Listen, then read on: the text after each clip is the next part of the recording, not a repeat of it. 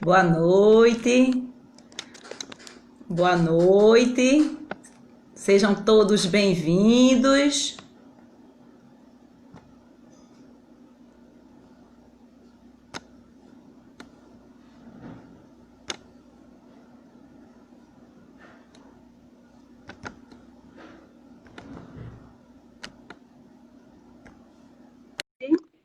Vamos adicionar o professor Bruno. Estamos aguardando ele aceitar. Sejam todos bem-vindos. Boa noite, olá, Bruno. Boa noite. Boa noite. Vamos dar um tempinho aí para o pessoal, entrar. Então, vamos dar uns minutinhos. Sejam todos bem-vindos, quem está entrando aí agora, na nossa primeira jornada virtual da Sociedade Brasileira de Química Regional Paraíba.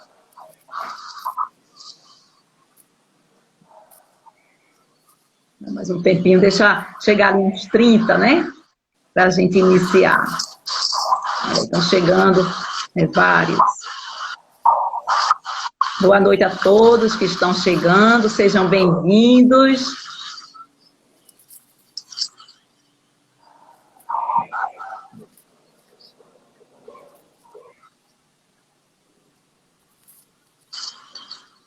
Bem, então vamos dar início, ao nosso segundo dia de atividades dentro da primeira jornada virtual da Sociedade Brasileira de Química Regional Paraíba.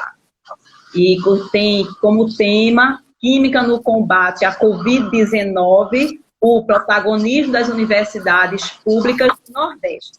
Então, para quem não me conhece, eu sou a professora Andréa Monteiro, trabalho na unidade acadêmica de Serra Talhada, na Universidade Federal Rural de Pernambuco.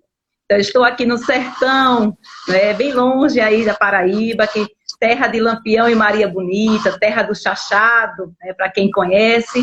Então, eu gostaria inicialmente de agradecer o convite da comissão organizadora, pela oportunidade de me convidar para mediar esta live com o professor Bruno Galvão. Então, é um imenso prazer estar aqui. Muito obrigada à comissão que organizou para festejarmos, para celebrarmos o Dia do Químico, é dia 18 de junho, e aí a gente tem a semana inteira de atividades programadas dentro dessa primeira jornada virtual.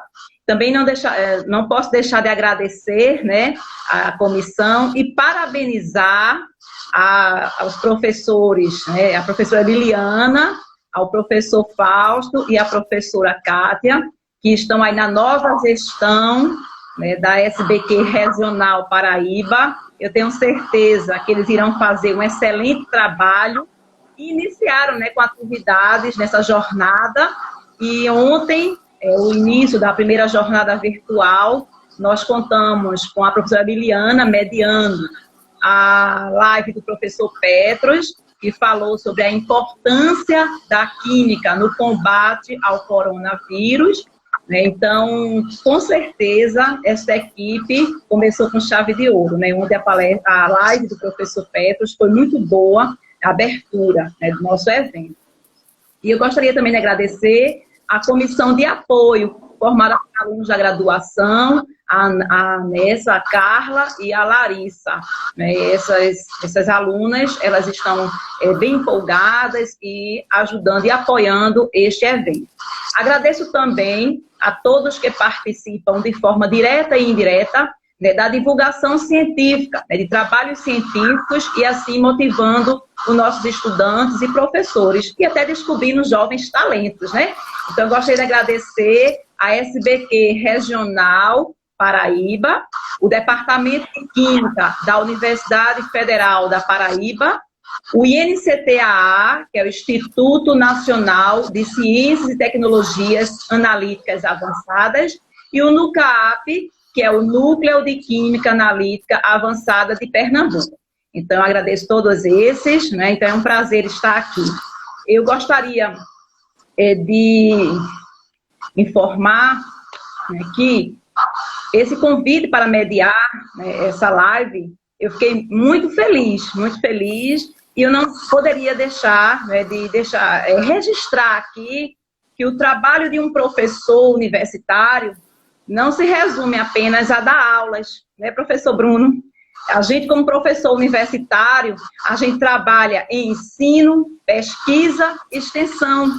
Então, são muitas atribuições, né, para a gente desenvolver uma atividade de pesquisa, a gente tem que se virar nos 30. Não é isso, professor? Então, o professor Bruno Henrique Andrade Galvão, ele tem um currículo extenso. Eu resumi aqui algumas palavras sobre o currículo dele. Então, professor Bruno, que vai presentear-nos hoje aqui com o tema Laboratório de Biologia Molecular da Universidade Federal da Paraíba e a gestão dos exames de Covid-19 no estado da Paraíba. O professor Bruno, ele é graduado em Biomedicina, mestre e doutor pelo programa de pós-graduação em Medicina Tropical da Universidade Federal de Pernambuco.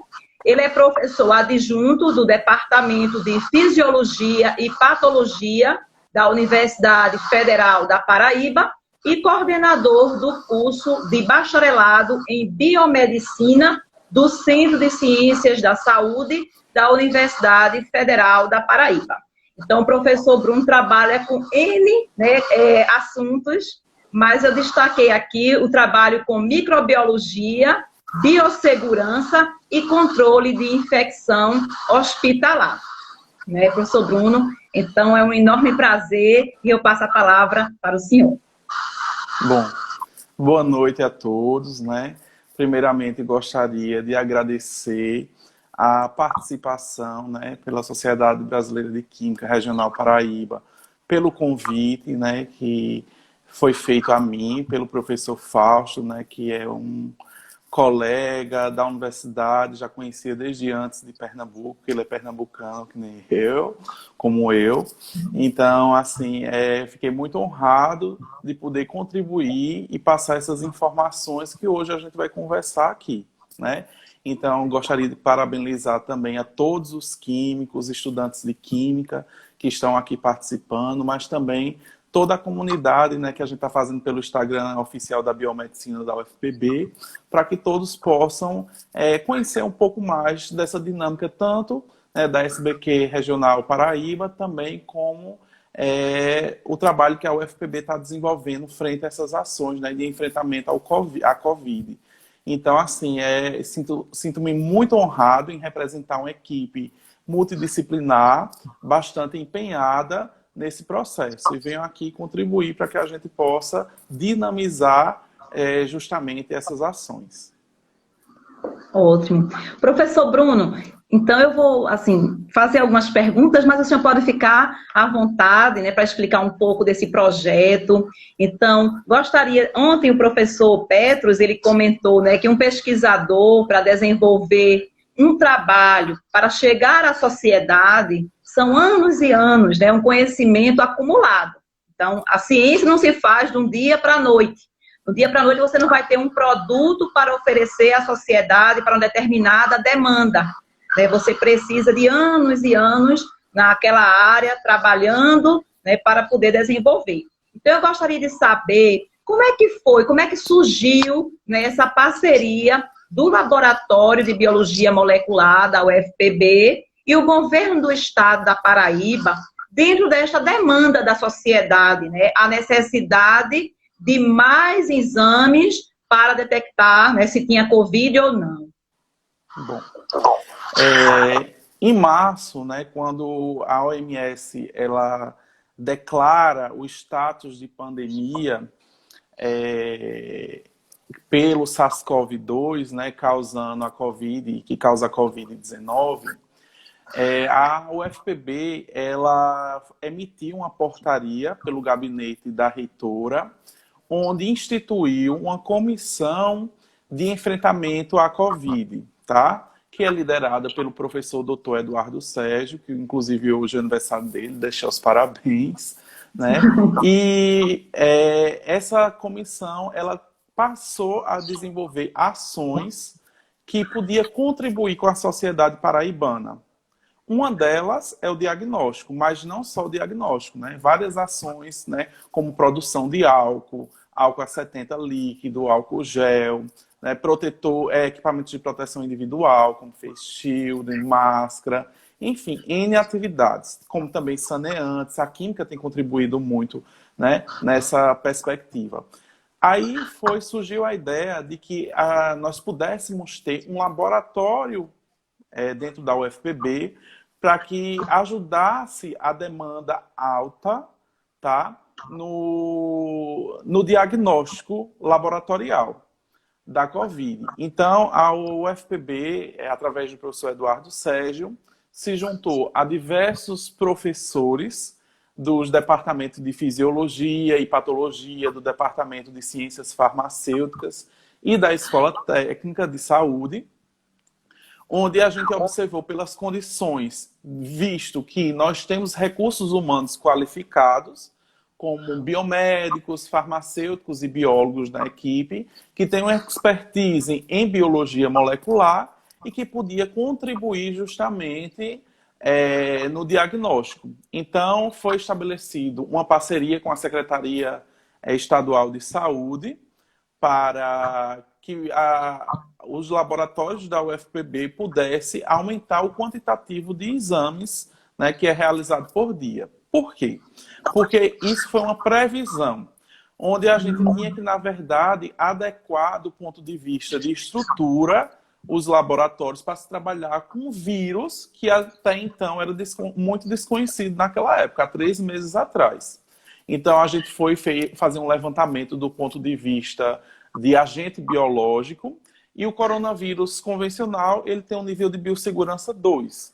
É tanto que documentos que foram sendo divulgados pela Organização Mundial de Saúde e também artigos científicos configuraram que o SARS-CoV-2 ele é um agente de nível 2 de biossegurança para que se possa realizar o diagnóstico laboratorial. Então, daí a gente teve que adequar e preparar os laboratórios, né? Atualmente, a UFPB conta com 3 laboratórios destinados para essa finalidade, que é o Laboratório de Biologia Molecular do Centro de Ciências Médicas, o Laboratório de Biologia Molecular da Escola Técnica de Saúde e, em breve, estará em funcionamento, que nesse momento está sendo adequado, é o Laboratório de Endemias do Núcleo de Medicina Tropical. Então, assim, isso daí potencializa o quantitativo de exames que é feito por dia, tá? Porque se chega a depender, né, da fase da doença, né, que está em curso aqui na Paraíba, num momento ainda exponencial, um quantitativo muito grande para se realizar o RT-PCR, que é esse tipo de exame que nós realizamos dentro dos laboratórios da UFPB. Tá certo? Então, é o que a gente considera, né? A Organização Mundial de Saúde considera como padrão ouro no diagnóstico.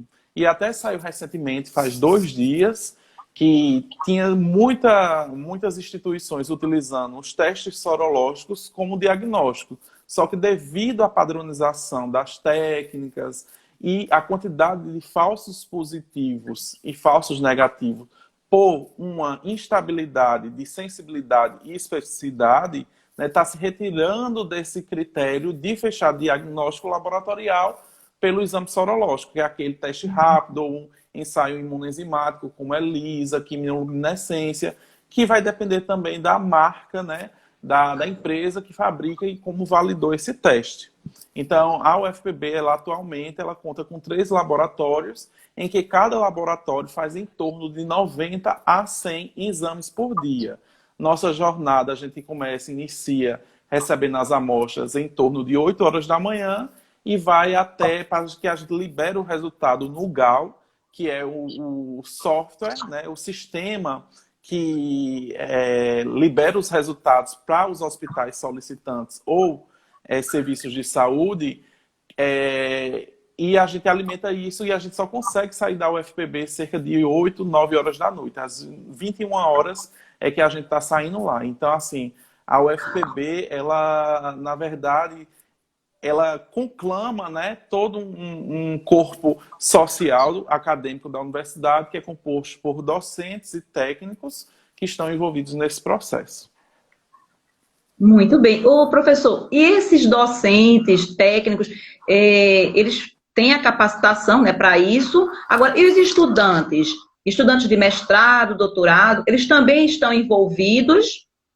Bom, isso é uma pergunta, porque a gente, como você disse lá, André, a gente, além de fazer ensino, pesquisa, extensão, muitas vezes a gente está envolvido com a gestão acadêmica, que é uma demanda da universidade, né, que existe de alguns de nós. Assim, por exemplo, eu sou coordenador de curso, então muitos alunos, né, eles tentam querer ajudar. Mas desde que foi, né, implementada a Portaria 90, que ela inclusive já foi revogada e atualizada por uma outra, a reitoria proibiu qualquer atividade no âmbito de graduação e pós-graduação com alunos. Por quê? Devido à insegurança do que a gente não sabia de como a gente poderia expor esses discentes, né, sejam de graduação ou de pós-graduação. Então, a gente na equipe atualmente não tem nenhum aluno de graduação e pós-graduação, devido à questão mesmo de insegurança, de que a gente podia estar expondo de forma desnecessária. Então, a equipe hoje, ela conta com contando com o pessoal da escola técnica, eu acho que tem em torno de 18 profissionais envolvidos. É uma equipe grande, né, grande e pequena ao mesmo tempo, né, porque enquanto mais exames, melhor, melhor. Né? Então, além desses laboratórios lá da UFPB, o estado da Paraíba, ele conta com mais outros laboratórios. Né? Então, devem ser bastante exames que são feitos por dia. E como o senhor falou, o teste rápido, às vezes, não tem aqueles critérios, né, que deveriam ter para ter uma confiabilidade e divulgar resultados. Dentro dos testes que existem, né, o senhor falou alguns, o que o laboratório da UFPB faz? O senhor poderia explicar mais detalhes, como é esse teste, que não é de sorologia, não é? Não, é biologia molecular. Na verdade, além da UFPB, quem realiza os testes que são feitos com os critérios para se fazer o suave de nasofaringe, né, é só o LACEN, que não tinha biologia molecular aqui no LACEN Paraíba, foi implantado agora durante a pandemia, e os laboratórios da UFPB. Esses exames, né, eles são coletados nas UPAs, ou mesmo nos hospitais, e esses hospitais, que pode ser através da vigilância epidemiológica, encaminha ao LACEN. E o LACEN processa essas amostras. Então, o LACEN recepciona essas amostras, fica com um percentual, inclusive a maior parte é feito lá no LACEN, e um outro percentual é encaminhado para o UFPB. E na UFPB é realizado, né? A gente tem duas formas de processar essas amostras. Ou a gente faz toda uma parte manual, que é desde a recepção da amostra, né? A gente identifica as amostras de forma corriqueira num laboratório, para que não possa haver troca, né, de material. A gente, na verdade, faz um protocolo que é bem trabalhoso e muito cansativo, de extração manual, que é feita através de colunas, que para cada extração de 30 amostras, uma dupla leva 2 horas e meia. Né? Então, isso é só para extrair o RNA da amostra do suave de nasofaringe, né? Que é uma suspensão. Posteriormente a isso, é realizado uma montagem de placa de qPCR, e para que possa ir a depender do kit de amplificação, possa ir para o equipamento, né? O equipamento de PCR em tempo real, que leva em torno de 1h40 só para ciclagem, e para que possa ser feita a amplificação do ácido nucleico, e para que a gente possa liberar o resultado, seja detectável ou não detectável, que é uma PCR qualitativa. Então, assim, é muito trabalhoso, né? A gente tem que ter muita atenção, tem que ser um profissional que tem uma boa sensibilidade no ato manual da pipetagem, porque um dos segredos da biologia molecular é você realizar a pipetagem, né, de forma muito minuciosa, porque são volumes muito pequenos. Então, o kit de extração, ele pede para a gente adicionar proteinase, RNA carrier de 5,6 microlitros. Então, se você não tem uma pipeta calibrada e que você tem a destreza manual, você pode colocar aquela amostra para perder. E a gente tem que pensar, a gente tem que estar realizando diagnóstico. Diagnóstico não é pesquisa que a gente pode errar e depois repetir novamente até dar certo. Não é isso? Então, a gente tem que pensar que diagnóstico a gente tem que ser o mais certeiro possível do ponto de vista de executar a fase analítica do estudo para que a gente tenha um resultado o mais rápido para retornar para o serviço solicitante. Por quê? Porque, por exemplo, para se entrar hoje numa UTI Covid, no estado da Paraíba, o sistema de regulação de leite só faz essa admissão desse paciente com o diagnóstico do SWAB, né? O diagnóstico molecular, o diagnóstico genético. Então, tudo aquilo que a gente está realizando dentro daquele laboratório vai ser utilizado como critério para se ter uma terapêutica adequada, se ter uma assistência, seja ventilatória, seja de radiológica. Então, qualquer tipo de intervenção, ele depende desse resultado para a conduta ser realizada. Por isso que a importância de se dar um retorno, um feedback ao serviço de saúde que solicitou daquele paciente o quanto antes. Poxa, realmente, né, a responsabilidade, né, de cada profissional desse, e nas aulas de analítica eu digo muito, o detalhe, né, da precisão e exatidão nos resultados, porque neste caso aí de uma demanda da sociedade, pode ser um falso positivo ou um falso negativo, e pode ser crucial para a vida de uma pessoa. Né? Então, realmente, os profissionais estão de parabéns, né, por essa dedicação. Né? Eu vou abrir para algumas perguntas que estão chegando aqui. Né? O Paulo Marcelo, ele pergunta: como tem acontecido a gestão financeira para a aquisição dos insumos necessários neste momento em que o orçamento das instituições públicas é bastante reduzido? Né? Todos nós sabemos que as universidades públicas, principalmente as federais, têm passado, né, por dificuldades. Então, como é essa questão, né, financeira de aquisição de insumos para esta demanda da sociedade? Bom, é uma coisa muito importante, excelente pergunta para a gente esclarecer a sociedade. Para se realizar qualquer tipo de ensaio por biologia molecular, seja diagnóstico ou em pesquisa, é tudo muito caro. Não é à toa que esse é um exame, vamos chamar assim, que no sistema privado ele custa uma única análise R$400 em média. Né? Alguns laboratórios podem, a depender da extração e do kit de amplificação, pode ser um pouquinho maior ou um pouco menor, mas em torno de R$350 a R$400. Para que a gente possa fazer esse exame, a gente, desde a estrutura do laboratório, para adequar, a universidade ela foi firmando parcerias e tiveram doações por grandes empresas, né, aqui na Paraíba, né, e algumas até de renome nacional, que fizeram toda a colaboração. Né, e fizeram a doação, por exemplo, de ponteira. A ponteira que a gente usa não é uma ponteira convencional, né? Ponteira de P20, P100, P1000, ela é uma ponteira que é com filtro, ela é DNA, RNase free, ela tem que ser livre de substâncias pirogênicas. Então, assim, é uma série de critérios e isso tudo encarece muito, tá? Então, a gente hoje atua com esses descartáveis que são bastante caros, que foram todos de doação. Inclusive, a gente já passou por um perrengue, que no sentido de estava acabando e a gente teve que captar mais recursos. Tá?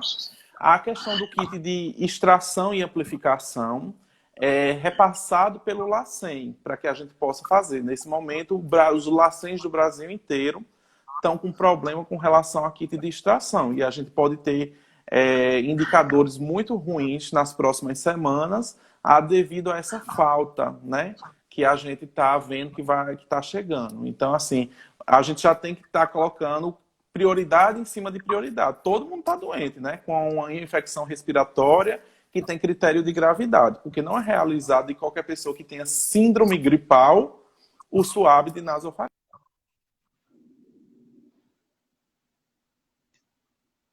Professor Bruno. Oi. Os critérios de gravidade, né? Ou que tenham critérios de gravidade.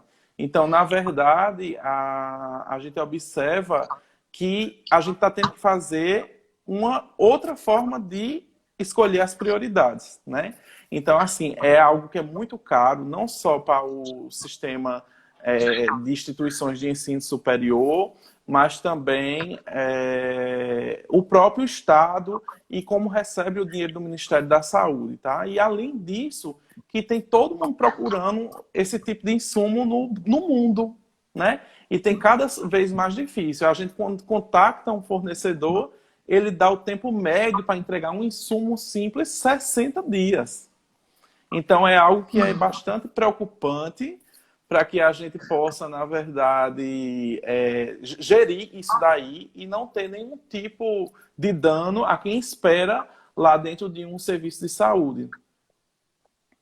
É um desafio, né? Todo dia é um desafio. Muito grande. Porque além de fazer essa parte, né, da fase laboratorial de processamento da amostra, a gente precisa, na verdade, entender que tem toda uma parte burocrática também para a gente lidar. Então, é bastante difícil, principalmente a gente que trabalha num sistema público que é extremamente burocrático para fazer a aquisição de qualquer tipo de material. E eu tenho que, inclusive, parabenizar a UFPB pelos esforços através dos nossos pró-reitores de pesquisa, pró-reitores de administração, como o professor Isaac, os professores que são envolvidos, o professor Aloísio, que são envolvidos nesse processo, né, do enfrentamento à Covid, que tem se doado bastante para nos ajudar, né? Então, tem que ser reconhecido toda essa equipe. Com certeza, com certeza. Tem mais uma pergunta aqui de Kellen. Ela pergunta: professor Bruno, você poderia explicar melhor esses níveis de biossegurança? O que significa? Bom, os níveis de biossegurança, eles foram classificados, né, desde a concepção do que se trabalha por biossegurança, que é um conjunto de ações que possam minimizar riscos inerentes às atividades de ensino, pesquisa, de inovação tecnológica. Então, qualquer tipo de ação que minimize ou previna risco, ela tem que ser feita e é chamada de biossegurança. E um dos riscos que a gente minimiza durante as nossas atividades laborais é justamente o risco biológico. O risco biológico é quando tem um micro-organismo envolvido, né? E esses micro-organismos, eles têm fatores que podem ser muito mais perigosos. Por exemplo, uma bactéria de ambiente não tem o mesmo nível de virulência de que, por exemplo, o ebola, que é um vírus extremamente fatal. Então, de acordo com a virulência, existe uma escala gradativa de virulência, ou seja, de patogenicidade, que a gente consegue estabelecer por critérios biológicos e estabelecer os níveis de biossegurança, que é nível 1, 2, 3 e 4. Como é só o critério de patogenicidade que a gente usa? Não. É se para uma doença causada por aquele micro-organismo, por exemplo, a gente tem uma estratégia de prevenção, como no caso uma vacina. Então, se tem uma vacina, ele é classificado no nível de segurança mais baixo, 1 ou 2. Se ele não tem vacina, ele pode ser classificado entre 3 e 4. Aí um outro critério que a gente usa, se é um agente biológico, por exemplo, que tem uma terapêutica eficaz, ou seja, tratamento farmacológico, com imunobiológico. Então, de acordo com a virulência e outras características da doença, a gente pode classificar em nível 1, 2, 3 ou 4. Por exemplo, se a gente quisesse realizar um estudo para uma vacina dentro de um laboratório da UFPB, onde a gente precisa fazer o cultivo de célula, a gente tem condições? Infelizmente não. Por quê? Para cultivar vírus como o SARS-CoV-2, requer uma estrutura muito bem arquitetada, tá certo? Que é um NB3, que é um laboratório de nível 3 de biossegurança. E, infelizmente, aqui na Paraíba, a gente não tem nenhuma instituição de ensino ou pesquisa que tenha um laboratório dessa magnitude. O laboratório mais próximo aqui nosso, ele fica no laboratório de imunopatologia Keizo Assami, dentro da UFPE, ou na Fiocruz, Ageu Magalhães de Pernambuco, que também tem um NB3, que é extremamente caro para se manter, né? É um laboratório que tem todo um nível de contenção especializado, o revestimento, até a forma de entrada requer uma diferenciação. A pressão do laboratório tem que ser pressão negativa, você só entra por biometria, enfim, existe uma série de critérios para que a gente possa montar um laboratório. De nível 4 de biossegurança, não conheço nenhum aqui no Nordeste. Então, assim, de acordo com a patogenicidade e outros critérios, a gente classifica os níveis em 1, 2, 3 e 4. Acredito que respondeu, né, a pergunta de Kellen. A próxima pergunta é Juliana Vale. Ela pergunta: como justificar tantos diagnósticos errados de IgM e IgG? Quais as técnicas mais confiáveis? Bom, como é o nome da pessoa que fez essa pergunta? Juliana Vale. Juliana Vale. Bom, Juliana, são N fatores que podem fazer com que a gente possa ter esses falsos positivos ou os falsos negativos, né? A gente, por exemplo, tem um determinado tipo de teste imunocromatográfico que foi doado ao governo brasileiro, que foi um dos primeiros que surgiu no mercado, que é um teste chinês. Esse teste chinês, ele faz a detecção da imunoglobulina geral. Ele tanto detecta IgM quanto IgG, tá certo? Porque hoje a gente tem testes imunocromatográficos, que é o famoso teste rápido, que ele é capaz de diferenciar no teste se o paciente é positivo e se é IgG ou IgM, tá? Nesse daí, não. Então, o que foi observado? Que por a gente não ter uma caracterização proteica, né, dos antígenos, por exemplo, de superfície. Um antígeno que é muito bem falado é um antígeno S, de spike, que existe no envelope do vírus. Então, hoje, por exemplo, alguns testes podem utilizar esse antígeno de superfície para se ter a reação. E a gente pode ter, por exemplo, reação cruzada com outras doenças virais que tem um anticorpo que é muito parecido, que pode se encaixar falsamente e dar um resultado. Então, por exemplo, uma outra variável que pode dar um fator de confundimento é, por exemplo, o tipo de amostra biológica ideal. Esses testes que a gente tem no mercado, que foi registrado pela Anvisa, né, como válidos, eles foram validados com N amostral muito pequeno. Teve testes aí que está no mercado que testou 46 amostras. Então, é um teste muito pequeno para a gente utilizar como laboratório. Então, a gente tem que, por exemplo, perceber se a gente pode utilizar sangue total ou se é melhor, por exemplo, usar soro, plasma, né? Então, a gente tem que estabelecer critérios para que a gente possa validar. Por exemplo, nesse teste que eu estava falando, que chegou aqui no Brasil, que foi doado por uma grande empresa e distribuído aos estados, observou-se que ele tem uma melhor sensibilidade quando a gente faz o ensaio imunocromatográfico por soro. Só que preste atenção, vamos chamar a atenção aqui de todos vocês. Esse teste rápido, que a gente chama rápido, é porque ele não precisa de uma infraestrutura laboratorial para que a gente possa executar. Ele é um teste remoto, em que, por exemplo, se eu estiver aí com a Andréa na casa dela, eu consigo fazer uma punção de polpa digital, tá certo? Como um teste de glicemia, furo o dedo dela, eu com um capilarzinho que já vem no teste consigo, né, aspirar 5, 10 microlitros e colocar no teste uma solução de corrida, que é um tampão, né, 2 ou 3 gotinhas a depender do fabricante. Então, eu posso fazer isso, por exemplo, na casa do paciente, como a vigilância epidemiológica vai nas residências. Tá? Agora imagine como é ter que tirar sangue por punção periférica, num tubo, né, de 4 ml, ter que levar lá para o laboratório de origem e ter que fazer uma centrifugação para poder trabalhar com soro. né? Então a gente tem É que pensar que a bastante. gente está num momento de pandemia e que a gente precisa viabilizar. Então as equipes foram treinadas para que a gente pudesse, né, facilitar essa questão da testagem sorológica, né? Por exemplo, se uma pessoa está com sintomas, que a gente diz de uma síndrome gripal, e a gente faz a detecção do ensaio por imunocromatografia e é detectado IgM, tá? A gente já tem, por exemplo, que fazer com que essa pessoa entre em isolamento, em distanciamento social do trabalho, das relações, inclusive dos seus familiares, porque essa pessoa pode estar num processo de transmissibilidade. Essa pessoa pode estar expelindo partículas virais e fazendo com que essa pessoa ainda contamine outras pessoas. Porque existe o que é indicado. Por exemplo, uma coisa bem importante.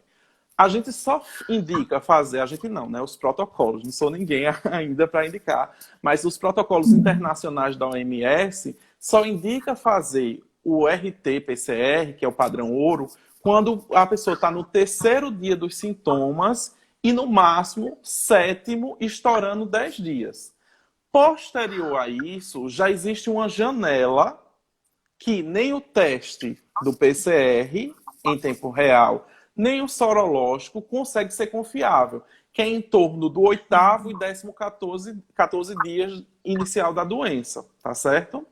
Posterior a esses 14 dias, né, já se indica ter uma confiabilidade maior dos testes sorológicos. Atualmente, a gente utiliza pela praticidade a imunocromatografia, que é o teste rápido, mas a gente pode ter uma sensibilidade maior do teste imunoenzimático, que é o ELISA, que pode detectar tanto IgG quanto IgM juntos ou separado, a depender do fabricante que disponibiliza o teste no mercado, e a gente pode fazer por quimioluminescência, que tem trazido ótimos resultados. Então, assim, existe uma gama de possibilidades, ainda não são muitas, como para outras doenças infecciosas, mas é importante que a gente já traga aí essas possibilidades e as pessoas entendam, né? Ah, eu estou com sintoma, eu comecei ontem com a sintomatologia de síndrome gripal. Já posso fazer hoje esse teste sorológico? Não, porque ele não... Tem que se ter uma janela imunológica, né, para que se produza anticorpos e a gente tem um cutoff mínimo que seja detectado pelo teste sorológico. Porque todo teste ele tem uma concentração mínima para ser detectada. E é isso que a gente tem que entender. E, por exemplo, está se fazendo nas farmácias, mas você não vai gastar seu dinheiro, por exemplo, para num segundo ou terceiro dia de uma síndrome gripal querer fazer na farmácia que está comercializando esse teste. Por quê? Com certeza você pode, por exemplo, né, ter a doença e ainda não detectar. E você pensar e sair por aí desenvolvendo suas atividades, né, laborais, sociais, e tá excretando a partícula viral e comprometendo outras pessoas. Então a gente tem que ter muita lucidez e tem que estudar um pouco para que a gente possa fazer essas opções de realização de testagem laboratorial para o SARS-CoV-2. Muito bom, professor. Eu acho que esclareceu bastante para todos nós, né? Porque a maioria das pessoas, estou aqui com o nariz escorrendo, já quer fazer o exame. Então, né, tem que ter esse período aí para poder fazer o melhor exame e ficar confiável, né, o resultado. Bem, outra pergunta de Rodrigo. Ele pergunta o seguinte: atualmente existe uma sobrecarga nos laboratórios para a demanda de exames? Se sim, como estão lidando com essa sobrecarga, né, de necessidade de exames? Bom, essa é uma pergunta que, assim, até por questão de humanização, é extremamente laboroso esse teste, né, do RT-PCR. A gente fica muito cansado numa jornada de trabalho. A maior parte da equipe, a gente tem escala para trabalhar 3 vezes por semana em plantões de no mínimo 12 horas, como eu disse. E a gente vê que a gente tem essa possibilidade de organizar a equipe para fazer isso. Mas os laboratórios de saúde pública, como o LACEN, eles não têm equipes, não têm recursos humanos suficientes para fazer isso. Então, é uma questão de se colocar no lugar assim, do outro e pensar como a gente está fazendo. Né? Por exemplo, eu sou funcionário público, né, da Universidade Federal da Paraíba, mas eu não estou ganhando R$ 1 a mais, por exemplo, por isso. Eu estou fazendo justamente pela questão de humanização, de se colocar, que vendo que pessoas precisam da minha ajuda e eu estou fazendo isso, né? Realmente por amor. Então, assim, eu e todos que estão fazendo a equipe. Então, a gente, por exemplo, enquanto as pessoas estão no celular com sua família, se protegendo do vírus, a gente está dentro de um laboratório se expondo ainda mais, né? A gente, por exemplo, eu tenho uma questão de deslocamento, eu tenho que almoçar lá, então tem toda uma questão que as pessoas precisam entender. E realmente tem essa questão dessa sobrecarga. Então, a gente precisa se organizar, se planejar, para que a gente veja isso. Diferentes de colegas biomédicos que estão dentro dos LACENs, né? Que tem uma demanda enorme, são cobrados. E, infelizmente, a gente tem que observar isso daí. Isso é uma questão que o gestor laboratorial tem que fazer. Realmente, a carga está grande, muito grande. Não é só na Paraíba, né? No Brasil inteiro e no mundo. Outra pergunta, Jaqueline pergunta, qual a formação dos profissionais da equipe de trabalho?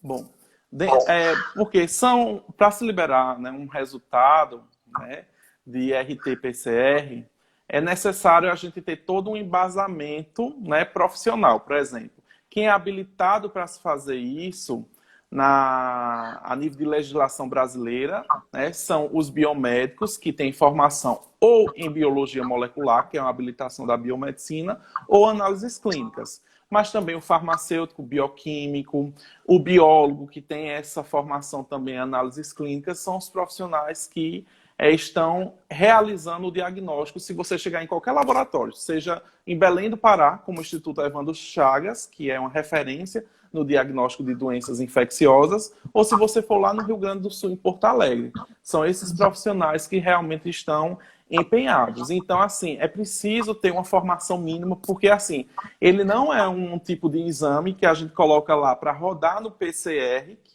no equipamento de PCR, né, em tempo real, que é caríssimo. O equipamento, o mais barato no mercado, está custando cerca de R$ 180 mil, né? E se for o que é validado, que é um único no Brasil, que é o RT 7500 da Applied, ele custa R$ 250 mil. É esse que, por exemplo, um laboratório privado pode adquirir para comprar, para realizar o diagnóstico molecular, né? Então, a universidade ela tem esse tipo de equipamento, fez laboratórios de campanha e ele, por exemplo, ele não dá o resultado lá, se é presente ou não. A gente, quando o resultado sai, a gente vai interpretar no computador, a gente tem que entender toda uma escala, né?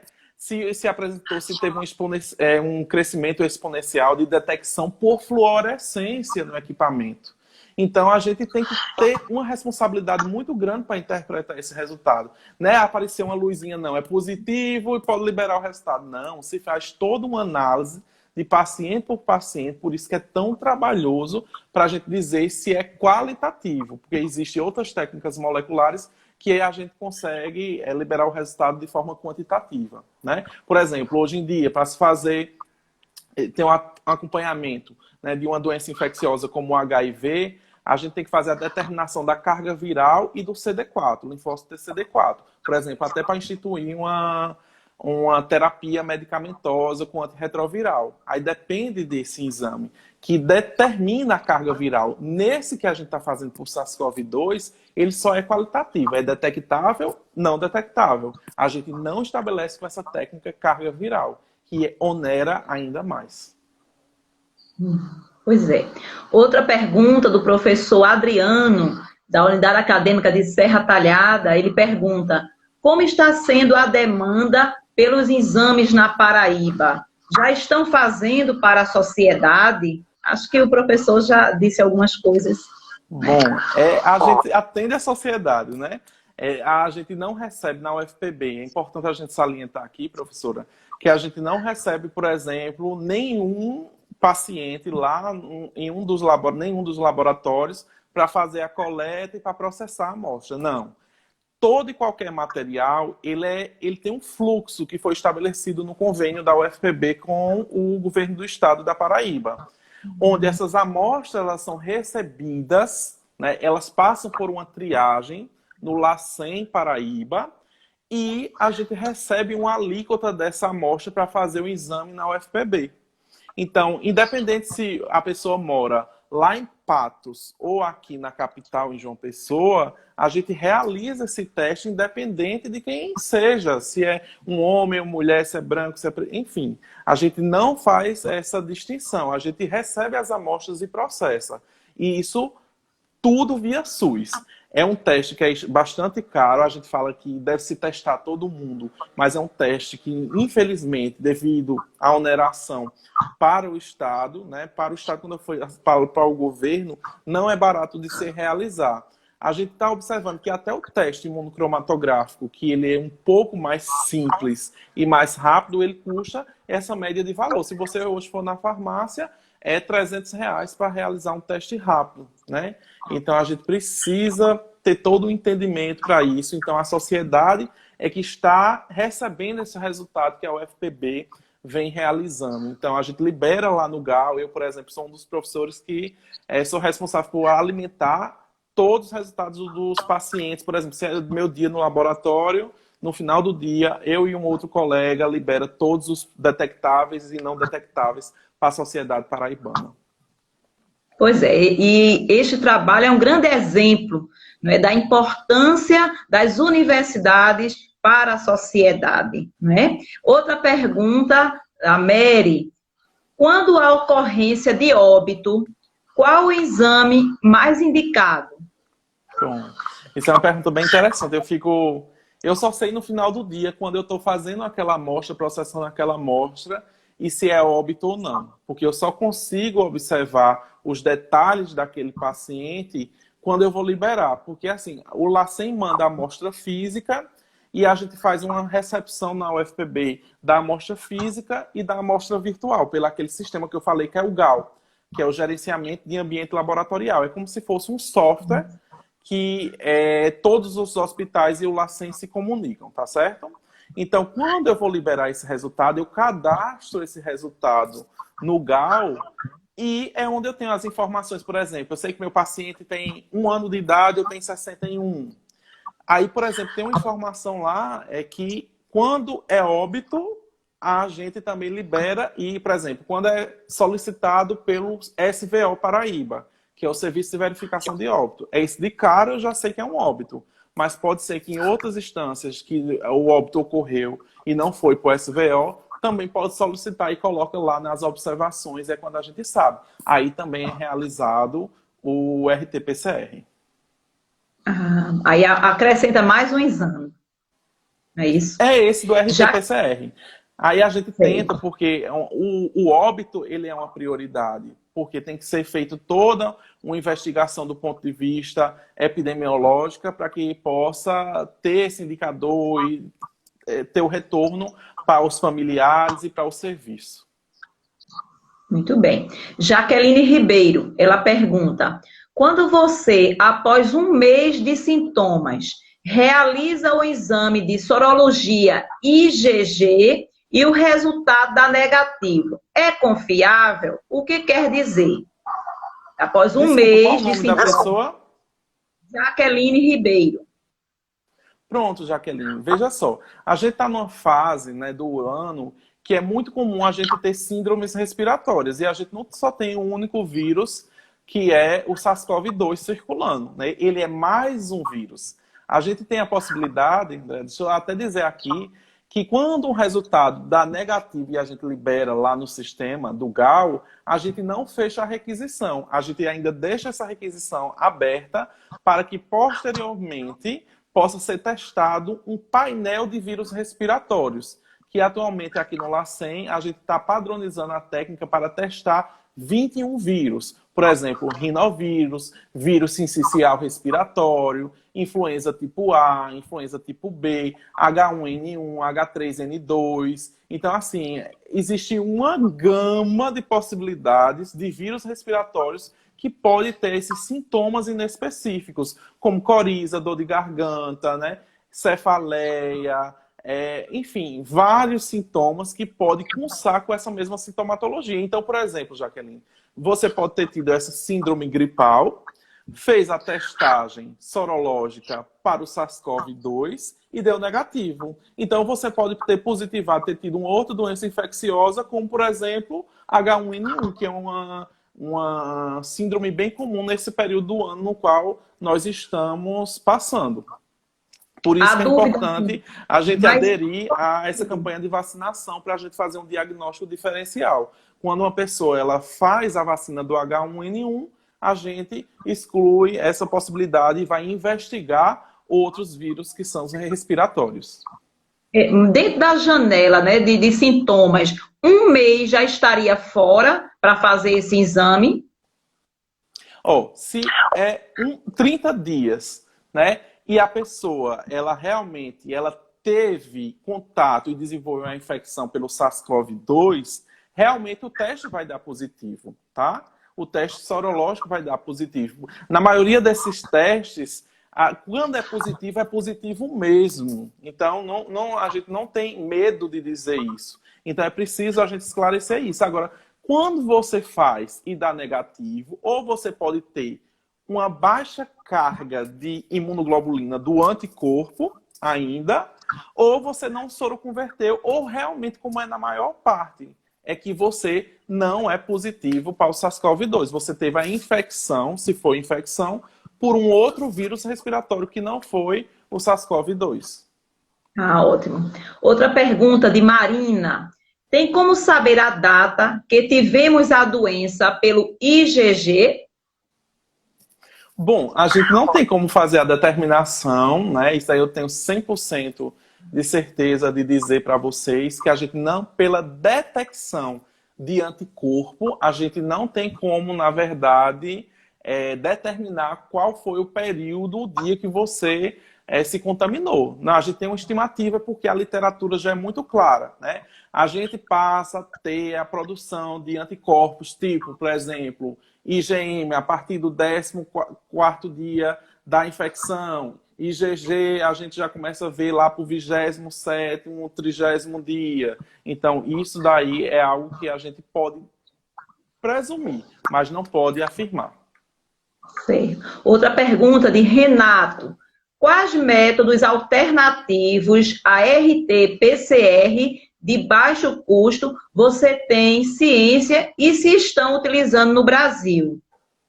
Bom, pergunta muito boa, que a gente vai valorizar as nossas instituições públicas, gratuitas, de qualidade, que realmente produzem ciência no nosso Brasil. Atualmente, a gente não tem nenhum teste que é validado, né, para essa finalidade, mas a gente tem muitas pesquisas sendo desenvolvidas. Por exemplo, o professor Sherlan, né, do Departamento de Química, ele aprovou um teste, aprovou um projeto que está desenvolvendo um teste eletroquímico que faz, né, um ensaio laboratorial que é muito parecido com o da RT-PCR.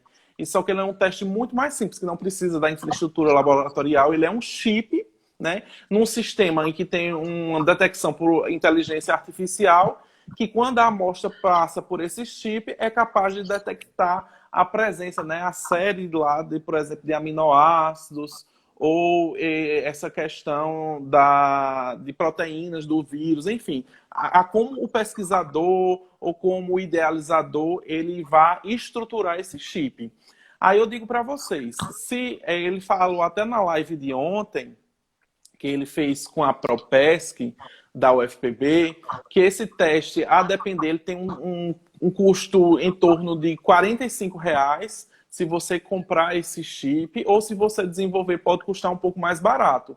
Mas ele não é um teste que a gente possa dizer que entra no mercado de forma tão fácil e padronizada como no caso do RT-PCR. Então, vai levar um pouco mais de tempo. Existem outros tipos de sensores que é capaz de fazer essa detecção. Por exemplo, a gente passou por um quadro endêmico, né, de arboviroses. Então, vários testes foram desenvolvidos do ponto de vista de colaboração da química, engenharia química, o pessoal da engenharia elétrica também, da engenharia biomédica, adora desenvolver esses testes, mas muitos deles são experimentais porque não dá para trazer para a rotina. E outros já são adotados. Tudo que eu tenho num laboratório clínico hoje foi desenvolvido pelo todo pensamento e pesquisa química, né? Que são tudo reações químicas. A gente é executor de técnicas e que tem que interpretar o que essa técnica tem a dizer a gente sobre um quadro, né, fisiopatológico que se tenha de uma determinada doença. Mas se tem toda a concepção química e física, vamos também valorizar a física, né, dessa construção de métodos diagnósticos.